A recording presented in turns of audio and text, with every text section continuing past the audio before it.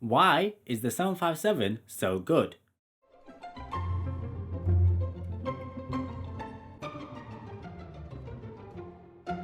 Now it's been 14 years after Boeing discontinued the 757. Despite this long period, the 757 is still popular among US airlines. American, Delta, and United Airlines all operate large fleets of the airplane. Now, even though Boeing had more than 1,000 orders for the 757, over its 2 decades in production, it was never a hot seller. By the early 2000s, sales of the 757 had all but dried up, and Boeing put the plane out of production in 2004. Although many of the planes are pushing 25 years of service, airlines are still hanging on to their 757s. For instance, Delta, who spends tons of money on new jets, recently refurbished the cabins of its aging 757s instead of replacing them with newer planes. So why are its customers so loyal? Is the 757 that good?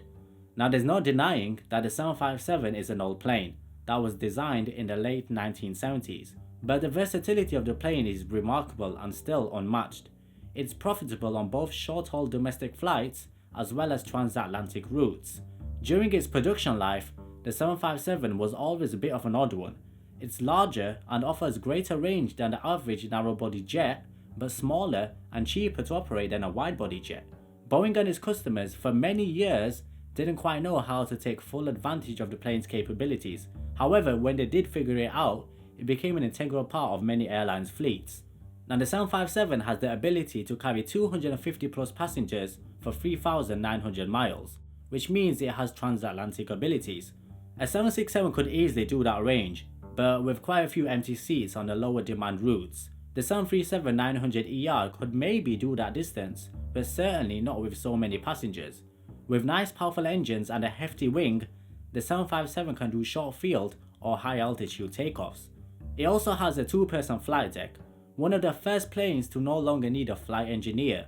It also had compatibility with the wide-body 767, so crews could get a quick conversion type certificate, saving money for the airlines. Now, during its production run, almost all major US, European and Asian airlines added the 757 to their fleet.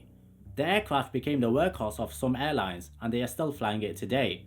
Remarkably, the aircraft design was so popular that other planes were built that had many striking similarities. Now, Boeing is currently marketing the 737 MAX 10 as a potential replacement for the 757, but many believe that Boeing pushing the 737 as a 757 replacement will not work. In some respects it can, but in some respects it can't. For instance, the 737 MAX simply isn't capable of the same kind of engine performance as the 757. It falls way short of the 757 in terms of runway performance. The 737 requires a much higher takeoff speed and much more runway to get off the ground. The 757, however, can get off the ground in 4,000 feet and under 140 knots. Compare that to the 737, it won't achieve VR until 160 knots and use up much of the runway. Now, runway performance really matters, especially when it comes to the type of flying the 757 and the 737 are asked to perform. Now, the MAX falls short when you're trying to fly a long haul or coast to coast. It can do it, but not by much.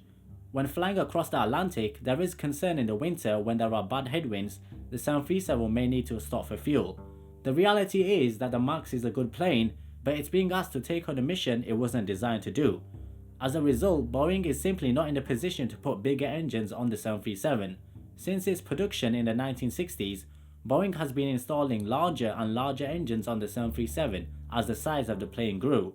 Now, unfortunately, the amount of room underneath the wings hasn't changed either. Therefore, Boeing has all but maxed out the size of the engines it can mount on the 737 without completely redesigning the plane's undercarriage. Now, instead of a stretched 737, Boeing should continue their research into the 797 program. Somewhere along the way, had Boeing just re-engined the 757 with a new cockpit and a new internal systems, it could have been a big hit, instead of having airlines guessing and essentially waiting for the new plane. Now, with that said, the 757 isn't a perfect plane either. It's a 6 abreast narrow body that's long and thin, and apparently for passengers, it can take a long time to board and disembark. In addition, the 757's cockpit is pretty old-fashioned. When compared to modern airliners such as the Dreamliner and the MAX, the controls of the 757 are also much heavier for pilots than the 767. The The 757 and the 767 were developed at the same time and feature virtually identical cockpits.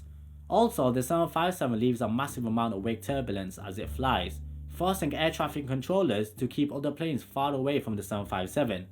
Now, no one really knows why this happens. The earlier 757s had really bad wake turbulence than the 747, although the addition of winglets on the later 757s have greatly decreased the wake of turbulence on the aircraft. The issue still remains. Now, the Boeing 757 is an aircraft that's come and gone. It served its duty and unfortunately it's slowly dying out.